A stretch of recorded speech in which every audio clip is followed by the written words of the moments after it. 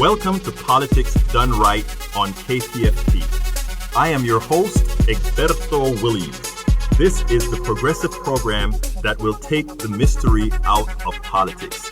This is the program that will encourage you to make sure government becomes we the people. Whether you are liberal, conservative, or otherwise, you get to air your point of view. Give me a call at 713-526-5738. That is 713-526-KPFT. Remember, you can also send me a tweet to EGBERTOWILLIES. That is at Egberto Willies. Let us engage. It is politics done right. 1, 2, 3, 4.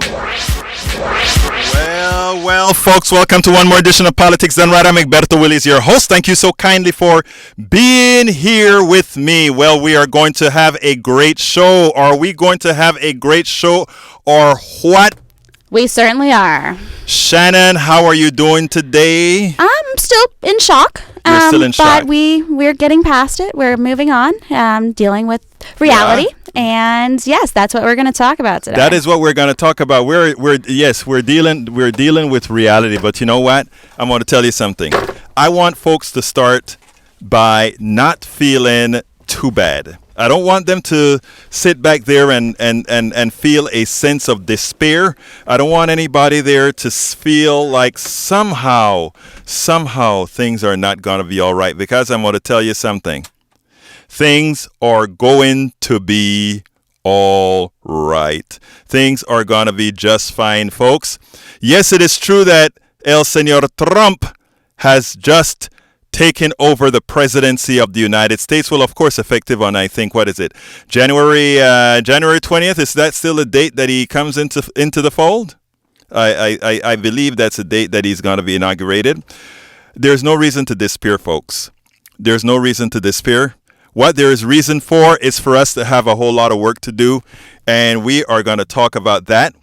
But beforehand, I want to kind of just get light. Shannon, I want to hear from you. What were when you saw the votes coming in? What was your first thought? Well, we'll see how this plays out. Hopefully, it's a lot like the World Series. That's what I'm about. But it's going to be a tough game. It's going to be a tough game. Were you scared in the beginning, or were you scared earlier on up? Or? No, I was just I'm pretty good at just trying to not let it hit me too hard, right. You know. But as the nights got longer and longer, grew longer and longer, it was apparent that things weren't coming through in the end. When Virginia became a bit more difficult than I thought it would be, I figured then, for all practical purposes, it was gone. I didn't want to tell anybody that quite yet. But when I saw those numbers in Virginia, I kind of thought at that point it was going to be a long night. I figured, well, you know what? It's time to gear up for the next step.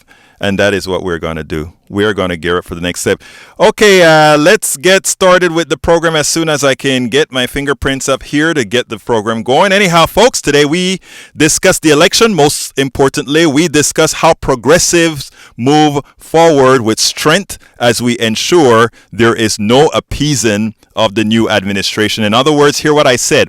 No appeasement for the new administration at all.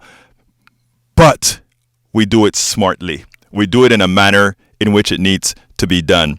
Folks, before I get to the show, I have a very, very big thank you for one of our contributors, Shannon, Mary Waterstone. She's a returning member from Houston, Texas. She was kind enough to give us a wonderful donation. Thank you, Mary. We really appreciate it. And folks, please remember, so that we don't have to have those constant drives, please remember to call 713-526-5738. if you want to give a donation there, or just go to kpft.org and hit that donate button for Politics Done Right or for any other show that you'd like. But we want you to start doing that so that we don't have to keep going into those fund drive modes. But anyhow, folks, before I get to the program, I want to remind all of our listeners that KPFT is a bastion of intelligent voices programs.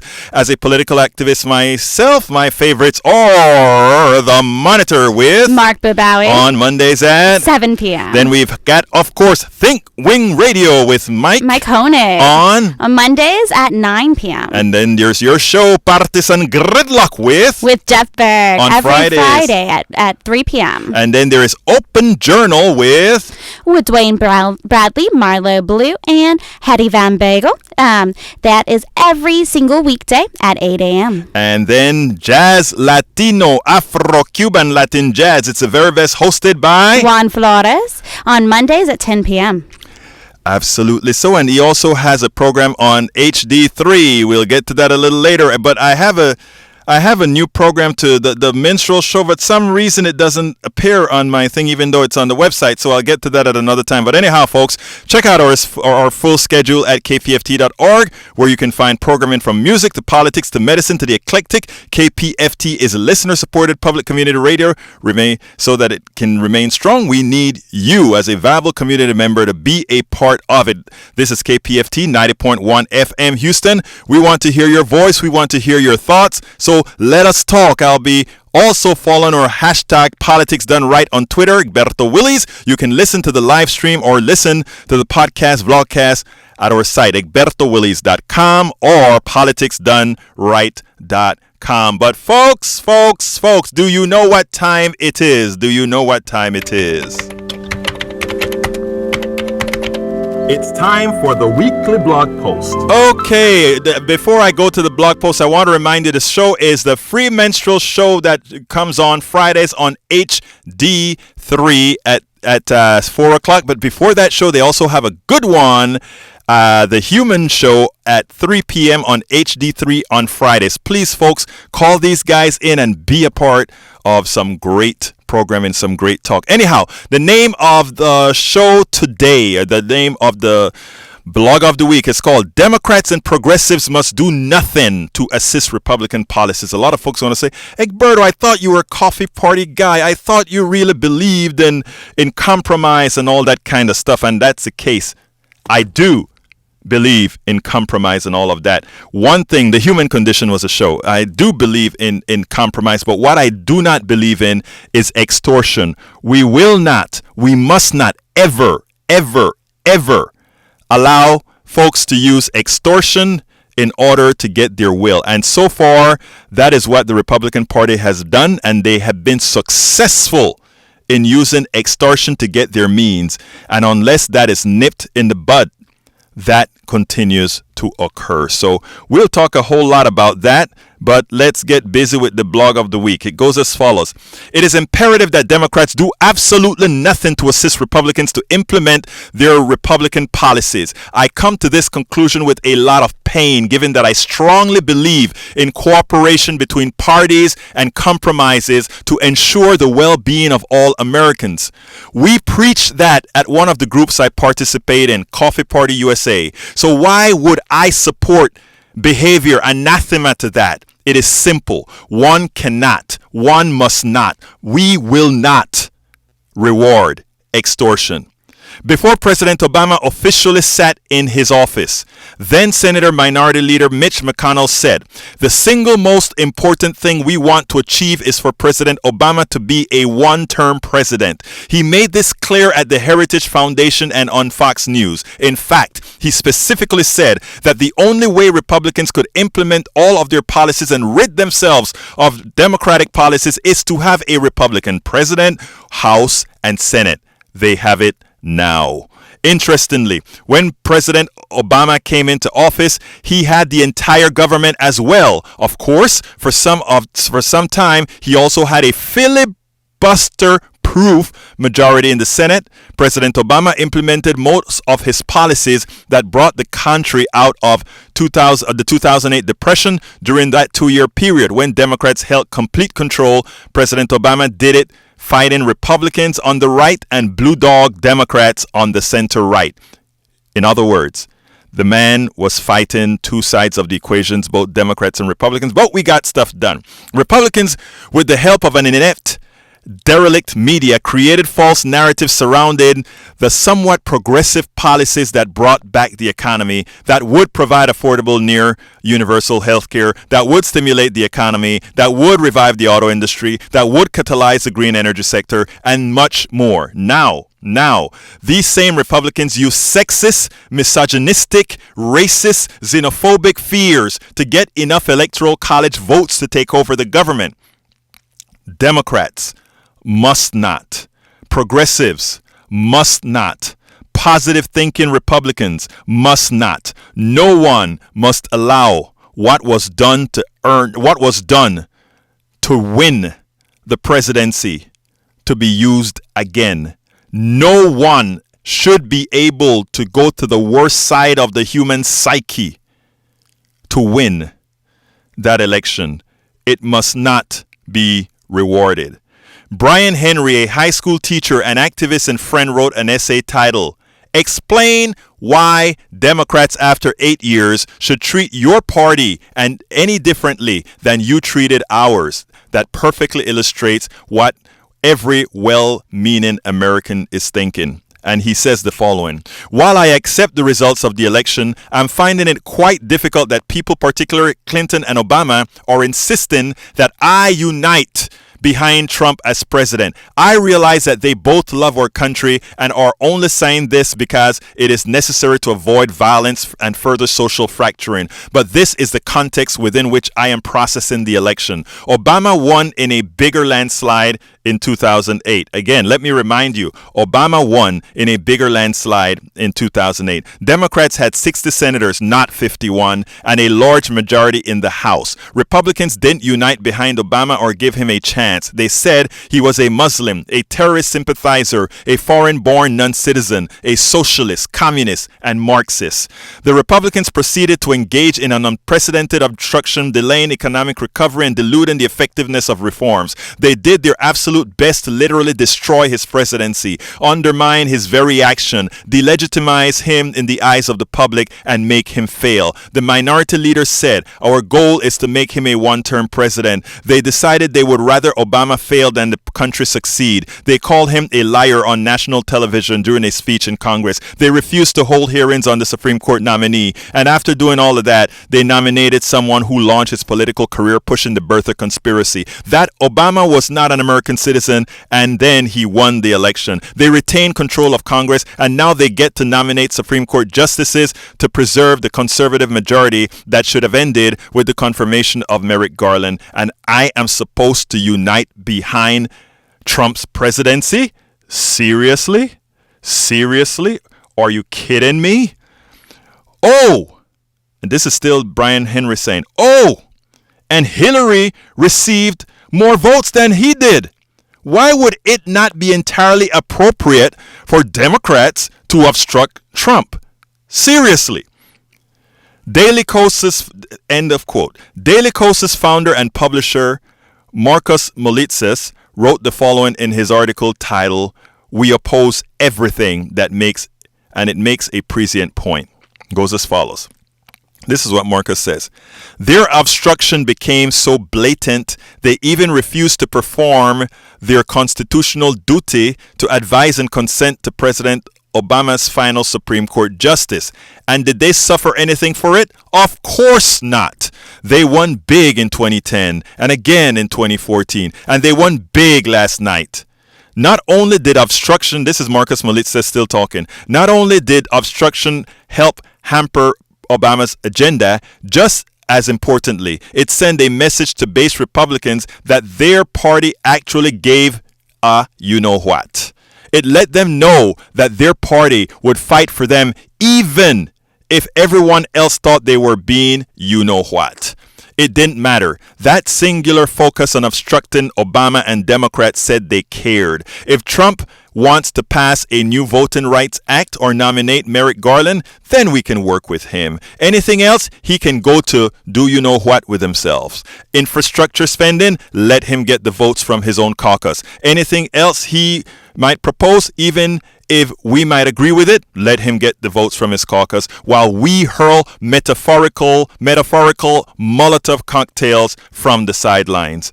They broke it. They own it. Show our people we are fighting for them, and they'll fight back for us in return. We are the fierce opposition, and as such, we need to oppose. Full stop.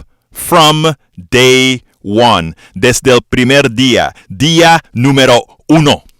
Marcus is correct except for one statement. When Marcus said, and they won big last night.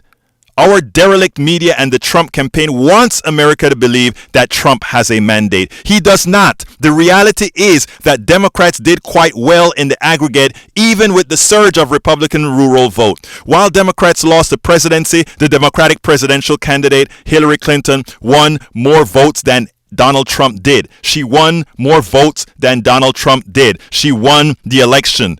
It is a deficiency of the Constitution. It's a deficiency of the Constitution that the people's voices by design are not heard in this country. So again, remember, Hillary Clinton won more votes than Donald Trump. I want everybody to know that. Don't sit back down there and think most of your fellow Americans voted for Donald Trump. They did not.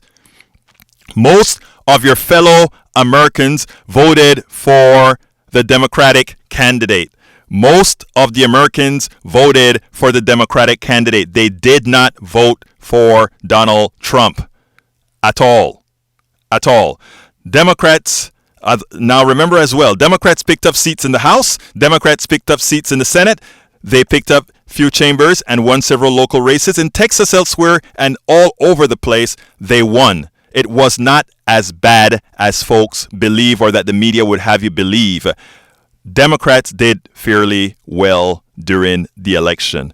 The media doesn't want you to know that because, in effect, they may be wanting to grow a mandate, a non-existent mandate. So where do we go from here? Enough Americans over several election cycles did not see it fit enough to come out to vote in their best interest. In effect, many Americans decided to leave the country in the hands of others. Let us accept that. With that mandate, Democrats should allow Republicans to do everything they want to do that they can accomplish single-handedly. We must let them work and do it themselves. That they can accomplish without any Democratic votes. Let Americans live under the policies they supported with their vote or, in effect, their non-vote. During this period, Democrats and progressives must build grassroots movements that educate Americans of the policies progressives believe are better for the poor and middle class. If Americans do not like the effect of the policies that those guys are going to bring to them, let's be ready. Let's be ready to offer those who currently don't know. Let's be ready. Let's start teaching now. We've got 2 years. Let's start letting Americans know what progressive policies are all about. Evidently, enough fire wasn't put on their butt to go out there and vote. Folks, Democrats and progressives must be ready to mobilize when conservatives' policies fail, as they mathematically ultimately will. Mathematically speaking, Republican policies fail. Conservative policies fail because they are mathematically unsound. They are mathematically unsound. If you doubt it, research the Laffer curve, where it talks about taxes versus the growth of the economy. It's a joke. The policies fail. But anyhow, folks, I'm going to go to the telephone lines. I want you to spill out. Be quick. Let's go to line number 1. Come on in, Scott. Thank you. Do you know about H.R. 676, a single-payer bill? Of course I know about H.R. 6. We've been trying to get that passed for over 20 years. Okay. Well, Obamacare is sure to be repealed. I think we need to make 676 a campaign issue for 2018. Get started right now. Publicize it. We can't rely on the mainstream media to do it. We have to do it on KPFT and the Internet. Now, let me tell you something, Scott. First of all, I don't think Obamacare is going to get repealed, and I'm going to tell you why. You don't? No. What I think is honestly going to happen is when these guys look at the numbers, they're going to say, oh, my God, really? So that is why you did it this way. So that is why you did it this way. So what they'll do is they'll make a few changes to it and make sure that it doesn't get called Obamacare. They'll have a big hoopla. Yeah, they can do that. That's what they're going to do. I mean, are you kidding me? Look. Obamacare is following Republican policies. That's why it's not as good as it can be, because it is following the Republican methodology. The only solution to healthcare is what other smart countries are doing, and that is we must do it smartly. It looks, Scott, that I have to go to. Okay. Well, I do want to say Obamacare was a product of a lot of detailed negotiation within Congress. Yes, and it could have been better if it had been much simpler, right, and maybe introduced by an outside party. Well, what happens is it's a fall. It wasn't simpler because you need complexity to rip the American people off. If you want to rip American people off, if you want to charge them more than things really cost, you have to create some complexity so people believe it's complex. Paying a bill is not a complex issue at all.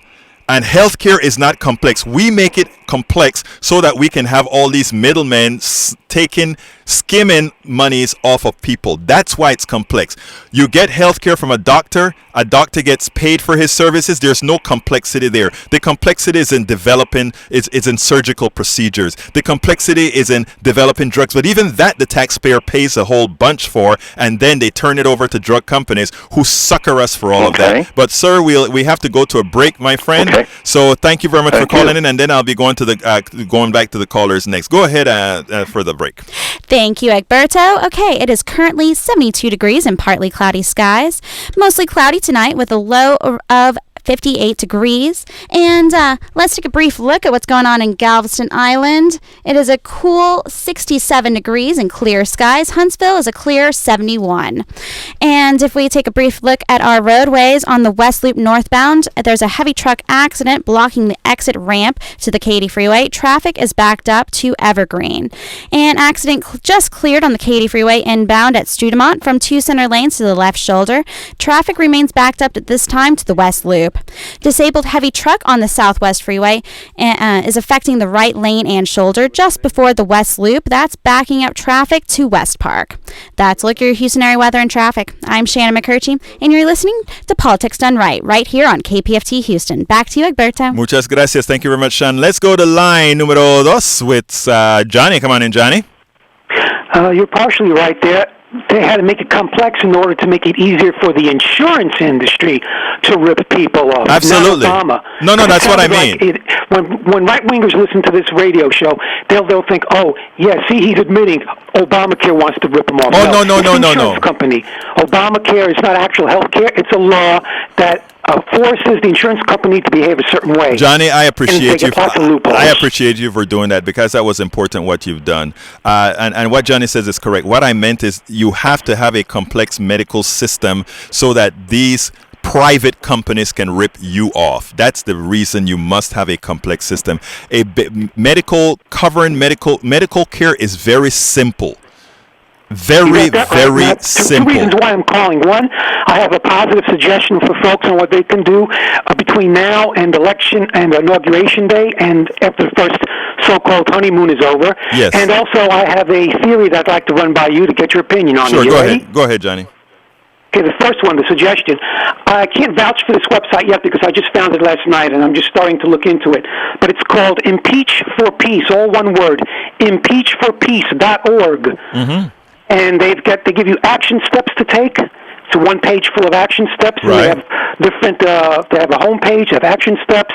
They've got events going on. They have the contact us and other downloads you can do. PDF files. Excellent. It's called impeachforpeace.org. Thank you, my brother. brother. That's my positive suggestions, so folks can hopefully assuage some of their depression and anger right now. No problem. Here's a theory of mine I want to run by you. You ready? Real quick, my friend. Okay.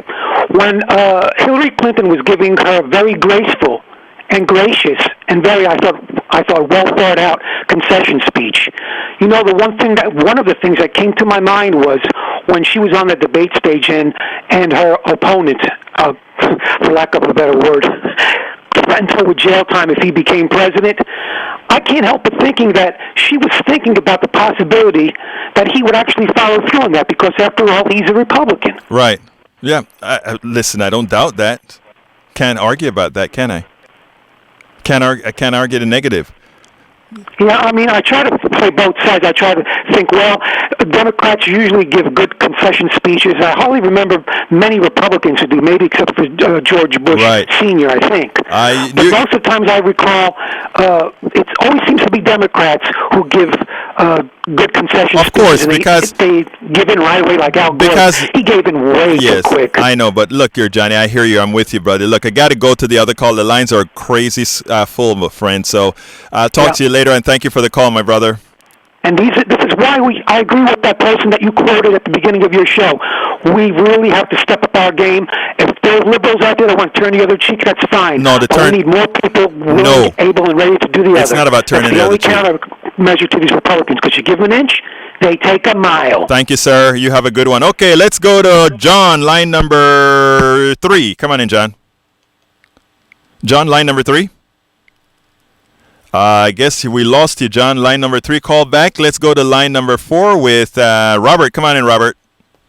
Yeah, I agree with everything you're saying, but guys are Republicans. They're not Democrats. Mm-hmm. They're not going to play fair. And when you oppose and obstruct, I mean, letting that cat out of the bag too early, they'll shut that option down. They'll start the nuclear option. I want the nuclear option. I want them to use the nuclear option. I really do. Because let me tell you why I want them to use the nuclear option. And folks that are listening here, right now they are going out there to their people. They're going out there to Appalachia. They're going out there to all these people that think they're aggrieved. And they're saying Obamacare is at fault. Obamacare is making your life difficult. Now that they're going to have the power, they have 51 senators. They have the power. They don't have the power to shut it down because they don't have a filibuster-proof Senate. But the filibuster is not constitutional at all, okay? So what I want them to do is I want them to go in there and change the rules at the beginning of the session and say we're using the nuclear option. And with the nuclear option, they have no excuses for their members any longer. They can destroy Obamacare. They can kill it immediately like they promised to do. And I want them to kill Obamacare. Now, I hate that all of my good friends that I know depend on Obamacare. Hell, I depend on Obamacare as well. For all those people that buy the insurance companies,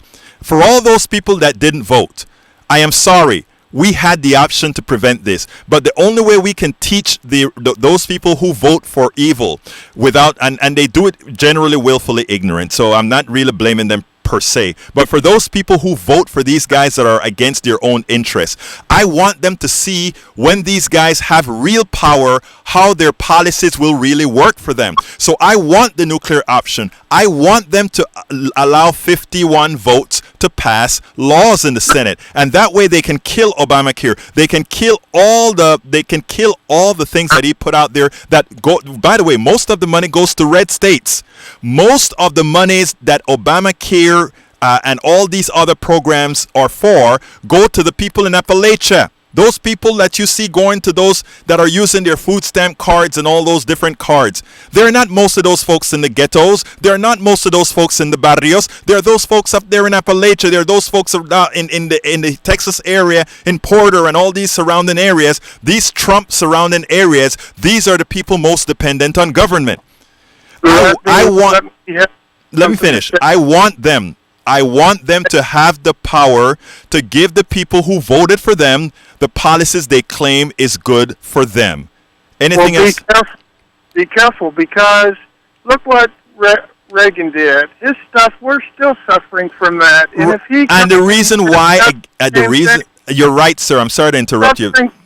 We're going to be suffering from some of these things for 50, 60 years. Yes. So let's look at this with the sane mind. I mean, this is going and we must suffer. Our grandkids. Let me tell you what I'm talking about. I am saying, I think the only way for the suffering to stop is for us to have a horrendous 2 years. And after having a horrendous 2 years of seeing what conservative governance is all about, we're going to have people flying to the polls. But I got to let you go, Robert. You're a great person. You keep calling. You keep listening. Okay, my friend? All right. Thank you now. All right, let's go to Jacob, line number 5. Come on in, Jacob. How's it going, Umberto? Talk to me, my friend. Yay, Jacob. Good to hear from you. It's always a pleasure to talk to you. I'm coming at you gracious and triumph. Yes. Definitely. I do just want to make a quick point. I'm pumping the brakes on the popular vote for Trump because I'm looking at CNN projecting the popular vote going to Trump as well. And even then, it's going to be a pretty thin margin, about 200,000 to 300,000 out of roughly 120 million. Well, I looked at it this morning. It was still 250,000 in favor of Hillary Clinton this morning. Sure. So I'm pumping the brakes on that. But I did at least want to make this one point. I understand why you're making this about policy, but there's a quote that needs to be said. Andrew Breitbart is credited with saying that politics is downstream from culture. Mm-hmm. And this isn't necessarily 100% about policy. And I think there's a huge blind spot that progressives need to at least recognize or identify, or else we're going to be right back here in 4 years. Because I think one thing that led to a Trump victory was the incredible hubris of a progressive left, which has been so successful in bullying people into silence and submission with smears of bigotry, that y'all got lazy. I mean, if your explanation of Donald Trump's victory requires an ism, or phobia, welcome to the blind spot that helped the Democrats lose the election. And let me tell you something. I mean, a lot of people like to say that. In fact, a lot of libertarian-leaning people like yourself usually say that, and that's fine. I will accept that. I would accept that, in fact, the Democratic Party had a whole lot of hubris. The DNC, in effect, shut down Bernie Sanders. All of that is true. I'm not going to argue about that with you, so we don't have an argument there. But what I'm going to tell you is the prudent thing for anyone to do is to support the lesser of two evils. I know a lot of people hate to hear me say that, but that's the only thing that would have been prudent as we then work towards moving forward. And put it this way, the way I see it right now, having Trump blow the system up is fine with me now that he got there, because now I can look at my folk and tell them, this is what your non-vote has done. In the case of you, Jacob, based on how you're talking, you're a Trumpster. I can tell you, okay, my friend, this is what you've done. Now, in the case of you, right, you have a certain privilege that many folks don't have. Your privilege is that you have a home. Your privilege is that you can take care of yourself. So you have the option of being optional. Not everybody has the option of being optional. So before this election occurred, my concern was the humane concern. My concern was, look, I want to get you over the hump for now until we really get the job done. A lot of our folks who voted, what kind of vote I like to call it? A lot of our folks who had protest votes, they don't care about anything else other than what they believe, and that's fine. Just don't think it is something humane. It is fine for you to think you want to blow up the system, and you think about, so you are tunnel vision into thinking, I am going to blow the system up. I don't have tunnel vision. I see lateral signs. I look at what's best for humanity. However, at this point in time with Trump, before he gets a chance to codify enough, I want him to cause the pain. And when the pain comes, we take it in 2 years. So that's what I'm talking about. Jacob, I'm really full. You have a quick... Can I just make one more point? I'll let you go. Yeah, one quick point. I know 3 transgender women who prefer Trump over Clinton. And it's been very surprising to talk to people who aren't conservative, didn't necessarily want him to win, and didn't even like him, to nonetheless find this so satisfying. And that is fine. You'll miss something big. And yes. If they keep doubling down on this stuff, it leads me to believe it's not impossible for us to be right back here in 2020. Well, let me tell you, I'm going to tell you something. Like I said, every single person that you say was happy to vote for Trump, that they knew he was diametrically opposed to everything he believed in, had two issues. They were either privileged or had nothing to lose, and that's fine. All I'm saying is, one of these days, you'll pay for what you do. But go ahead, Jacob. You have a good day, my friend. All right, take care. Take care. Okay, let's go to line 7. Ann, come on in. Ann, come on in, Ann. All right, how you doing? Okay, so 2 things. I just read in Salon magazine where Jamie Dimon might actually be the next Secretary of the Treasury. Yes, I heard that on CNN today. You're actually right.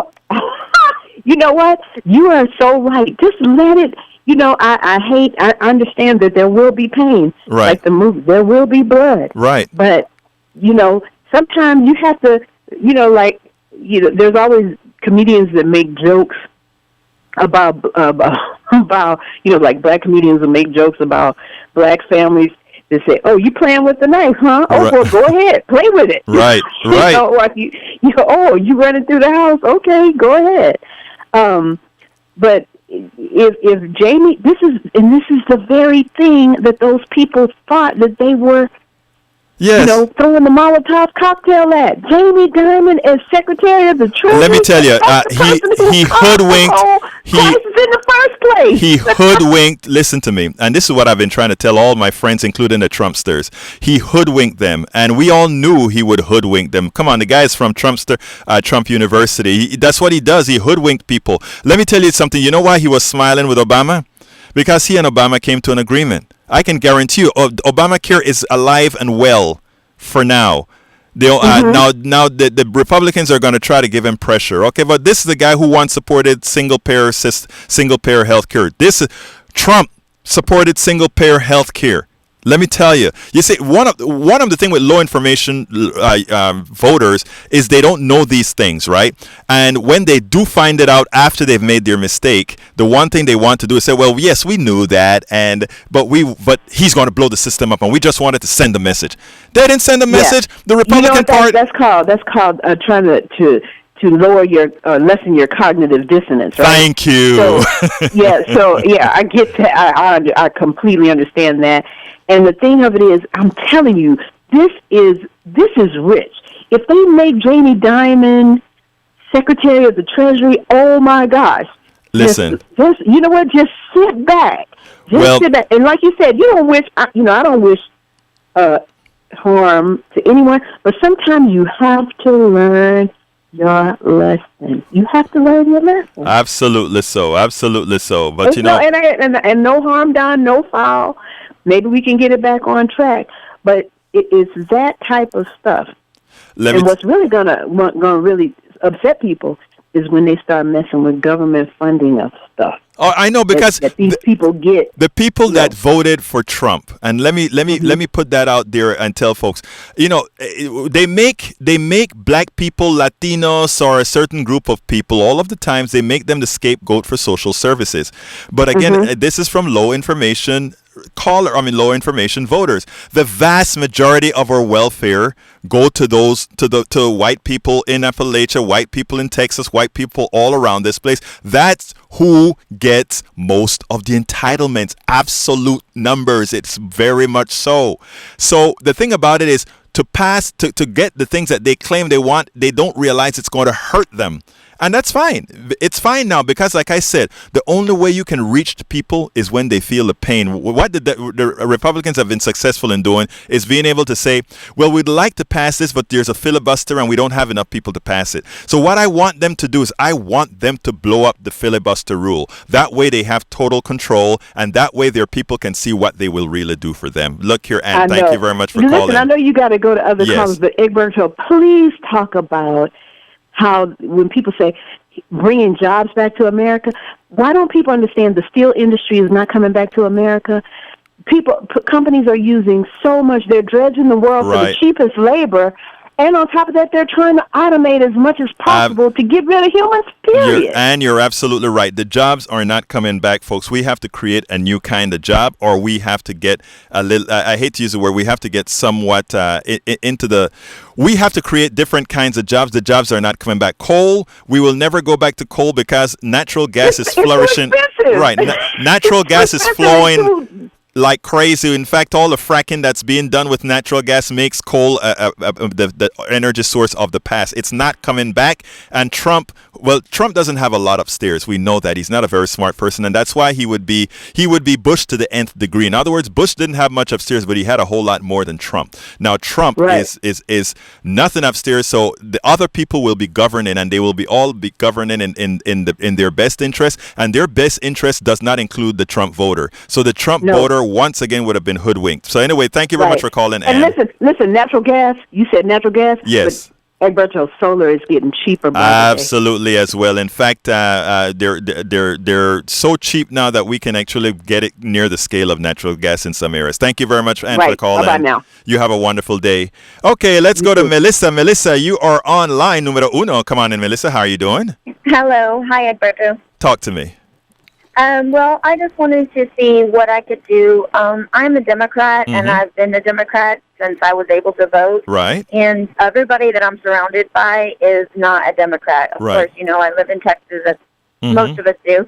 And it is hard. It is very hard. And I wanted to know where I could turn or where I could go to start getting involved, to be more active with the Democratic Party, to kind of put some of this fire under people's belts and to spread the word, and where can I get my information to do this? Because I'm ready to do something and get involved and finally get off my butt as well. Okay. I did vote, but I want to do something more. Melissa, you asked the right question, and I'm telling you, hold tight. Make sure you go to get on my mailing list. Just go ahead and go to egbertowillies.com and sign up for the mailing list, because there's a lot that's coming to pass.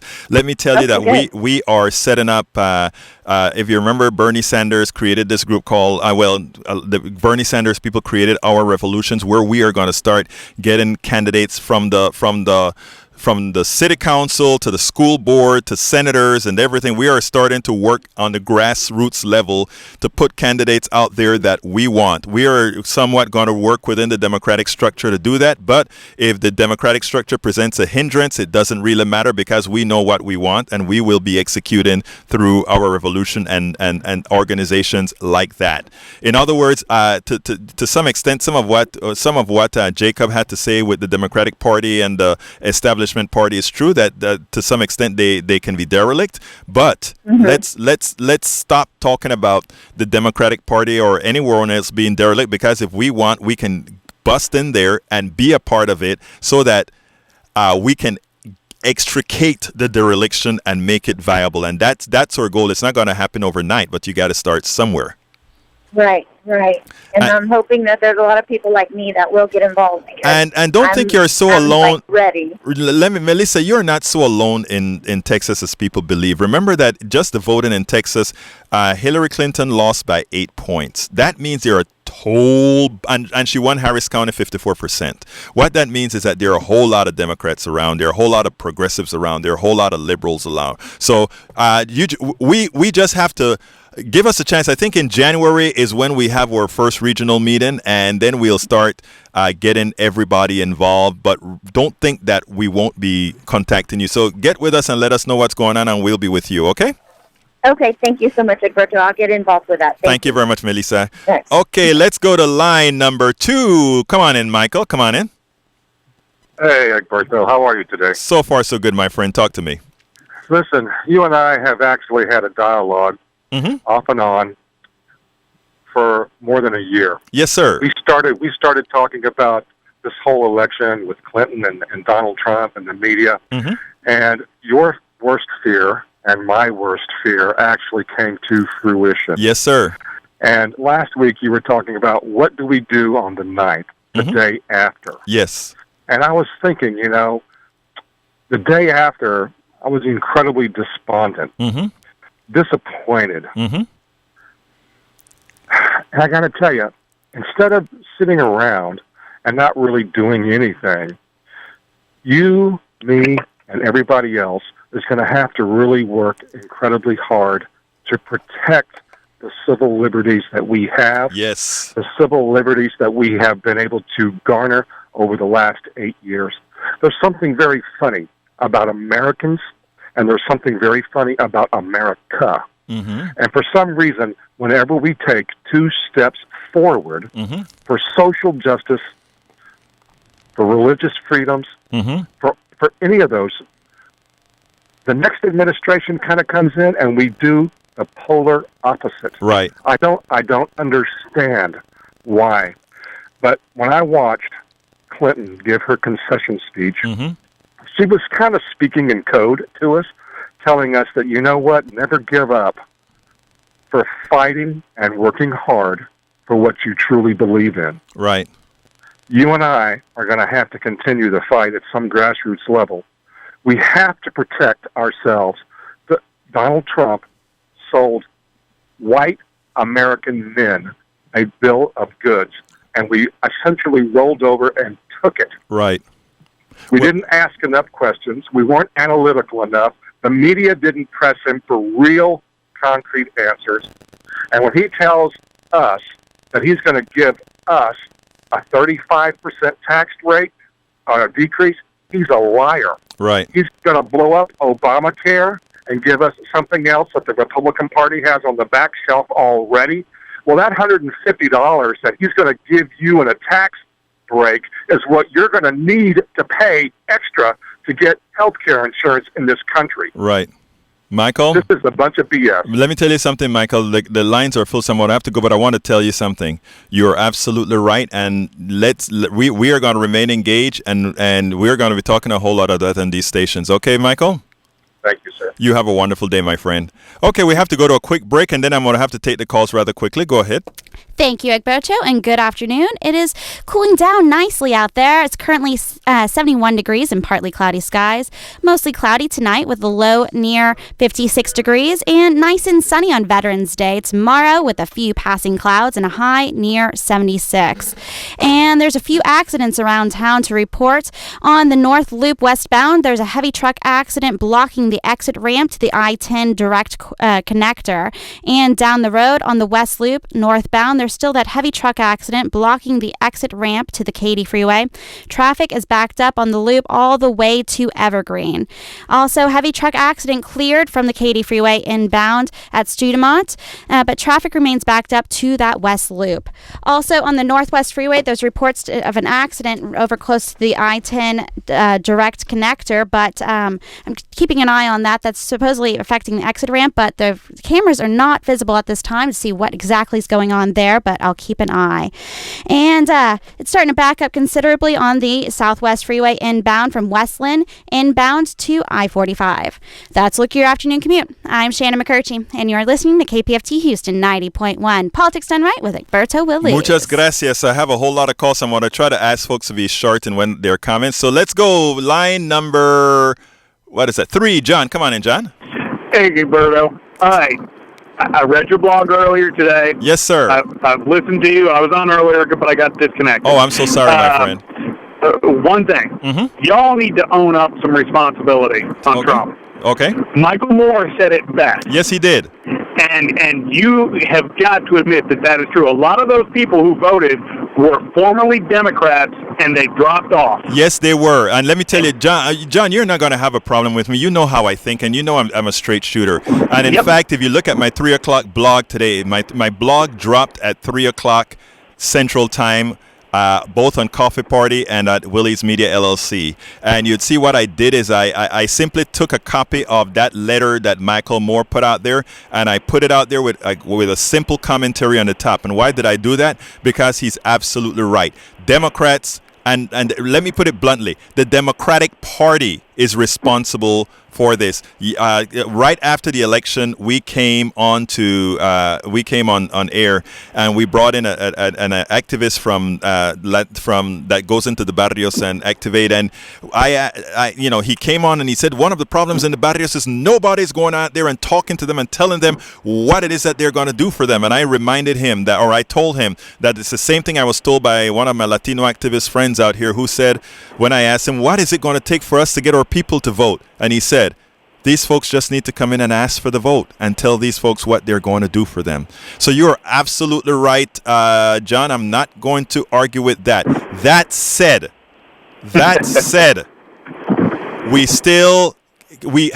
have to ask your Republican friends now, why is it that they made the mistake that they did, as I sure you know they did? Yes. Okay. Here's why. Because Trump was a flawed candidate, because he's a narcissistic, masochistic idiot, okay? Misogynist, whatever you want to say, they are not going to disarm themselves for the Clintons. Right. Well, I tell you what.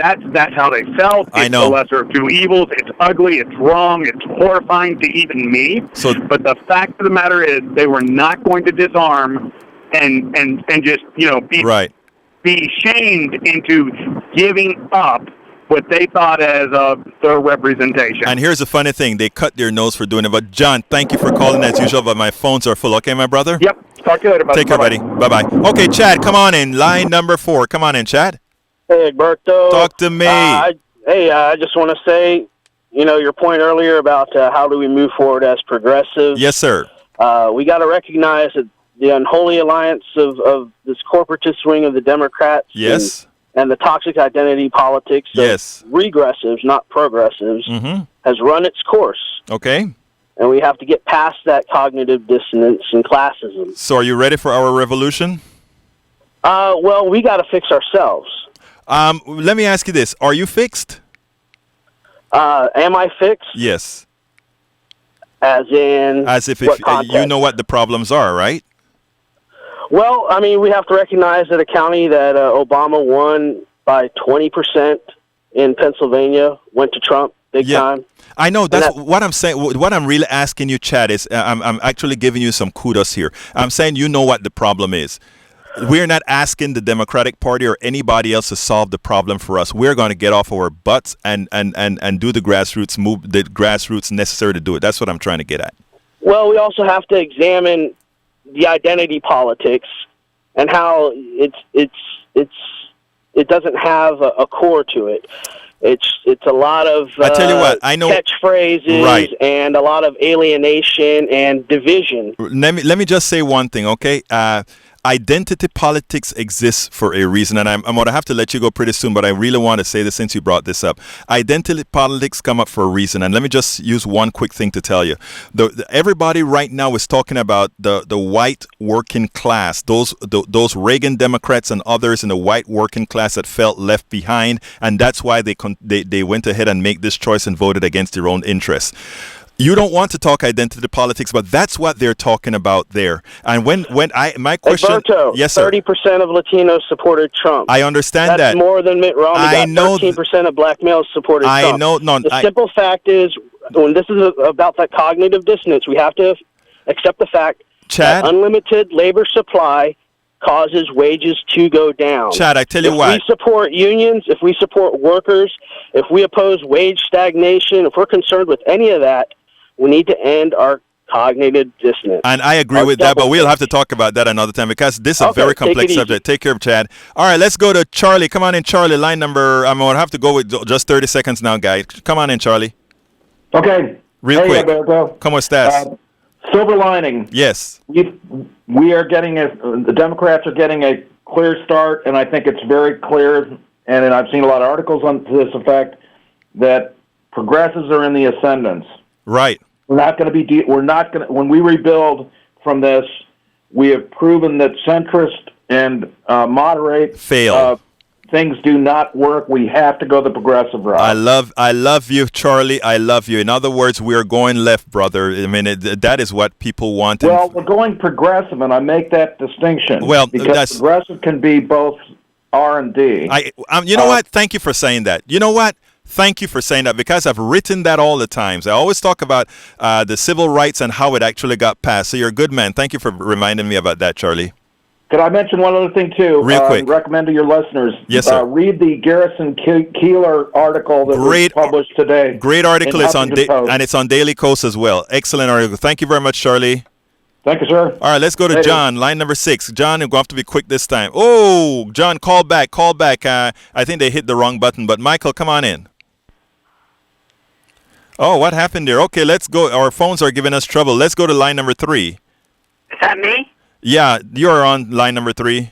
Uh-huh. Okay, I just wanted to call in and just mention, I don't know if you saw the Elizabeth Warren AFL CIO speech she gave today. No, I'll go listen to it. Give me a one-liner. Yeah. Okay, one-liner. I mean, when she said that he was elected in spite of what he said and did, 72% of the voters, 72%, that's Republicans and Democrats, voted for him because they wanted a change in government. Right. And she not only will work with him on, and she named a bunch of issues, but she also said if he does not do what he said he's going to do and make these changes, she will also get everybody together to fight him. Excellent. Yeah, so listen to it and have some of your, maybe your listeners listen to it. It was an excellent speech. I will go out and listen to. What is your name, ma'am? Mine, Pat, P-A-T. Thank you very much, Pat. You keep listening. You keep calling, okay? I will. Thank you. You have a wonderful day. Show. Thank you. Let's go to line number 4. Okay, line number 1. Come on in. Hello, Alberto. Talk to me real quick, my dear brother John. Come on in. Okay, yeah. I just want to say that here, as far as this election, Trump did not win this election. Clinton lost the election because the Democratic base did not turn out, and this was based on a strategy where she tried the whole time to get Republican voters to cross over, and it was a dismal failure. Mm-hmm.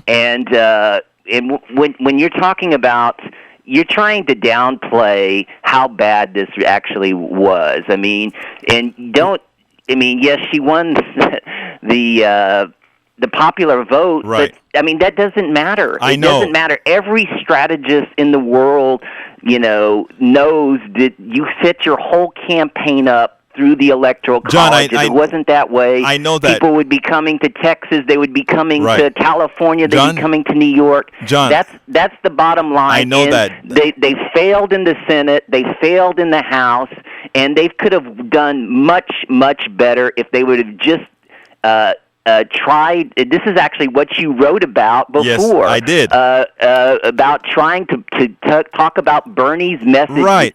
And actually try to appeal to the populist field that's John, in the country. You're right, John. She didn't do that. Right, and John, she I got to go. failed. You're absolutely right. I have one more call to take. John, you're absolutely right. Let's talk about that a little bit more because you know that I've written about that before. Thank you very much, my brother. All right. All right, let's go to Laura. Line number 2. Yes, hello there. Thank you for taking my call. Come on in, Laura. I am Hispanic, a single mom. I voted Democrat. I voted for Hillary. Let that writer caller know that she is not alone in Texas. There are a lot of us. Actually, make sure to go to egbertowillies.com and sign up for my newsletter, okay? Because remember, there's a lot of work that I'm going to have all of us doing together, all right? Yes, I'm going to do it with you, hand by hand. Hand by hand, we're going to do it. Y muchísimas gracias por estar escuchándonos ahora. No hay de qué, corazón. Chao. Ciao. Okay, folks. Listen, this was a great show. I can't take any more calls right now, but listen, I want to tell you guys, no despair is necessary, folks. You don't have to feel bad about feel bad about what occurred. But let me tell you what's more important. The best answer to heartburn is to go out there and work our butts off. And that is what we are going to be doing going forward. We work our butts off to really get the government we deserve, to get the government we've earned. Have a wonderful day. This is Egberto Willies. Thank you very much for Shannon McCurchie, our engineer. Have a wonderful day, folks. Bye-bye. Egberto. Thank you very much for listening to Politics Done Right. I am your host, Egberto Willies. You can personally reach me by sending an email to egberto@politicsdoneright.com. Remember, Egberto is spelled E-G-B-E-R-T-O. Change starts with you. 90.1 KPFT gives you information not tainted by corporate interest. Please visit kpft.org and contribute. Let's ensure continued access to real information and news remain available to all. Again, thank you very much for listening to Politics Done Right.